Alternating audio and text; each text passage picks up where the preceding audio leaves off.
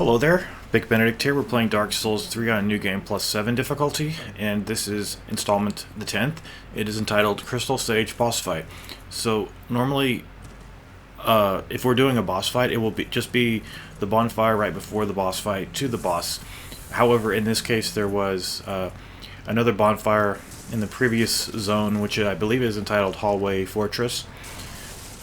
So we're going to be making our way over here to Crucifixion Woods, to the nearest bonfire, and we're going to be dealing with the Crystal Sage. Is he the mage, or he's a sage? I think he's just called a sage. But after we hit this bonfire, this will be the run back to the boss. And you're going to notice that I have a change of attire here, and I look like the world's biggest dick. But it's good for magic absorption, and we're going to need some, because the boss can be a spammer. And I had quite a lot of issues dealing with this boss. And what I neglected to tell you guys last time on my guide was that when he clones himself, you really should go after the clones, because it only takes one hit to kill them. And when you're trying to attack the main boss, you really don't want them, you definitely don't want them spamming shit at you. Because, I mean, the guy is already a spammer to begin with. It just doesn't get any worse than if his clones are spamming their shit too. So I think we're going to actually pop a bug pellet here for additional magic absorption, and this actually is pretty doable even on the higher difficulties. So here he is at first, and what I usually do is I roll into him. He's just going to be casting his magic, pretty passive, and then he's going to be teleporting around the room, setting down some crystals to distract you, and we're just going to be going after him. What I really like about this boss fight, though, is when he clones himself, they only have one hit point of damage, just one hit, and then they're gone.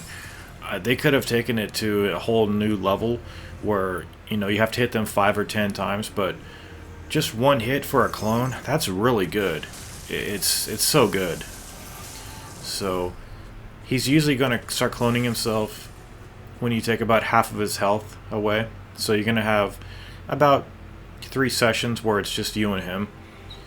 And usually what I start doing, I'll take the bug pellet when I know that he's going to start cloning himself, like at about this time. I'm going to pop a, what do they call it, the blue bug pellet. So this is going to give us increased magic absorption, and I don't count it as a crutch or anything like that. So just roll into his attacks and just start swiping him. If he backs away and raises his arm, he's going to take a swipe at you. So just be careful of that. The crystals, I don't even think they damage you, even if you're on them when they spawn. But here he comes, and here are the clones. Just look at this. I missed a couple of times, but just one hit. That's really nice. Really nice. And if you want, you can hide behind the geometry in this room. There's a couple of safe spots, and I would recommend doing so.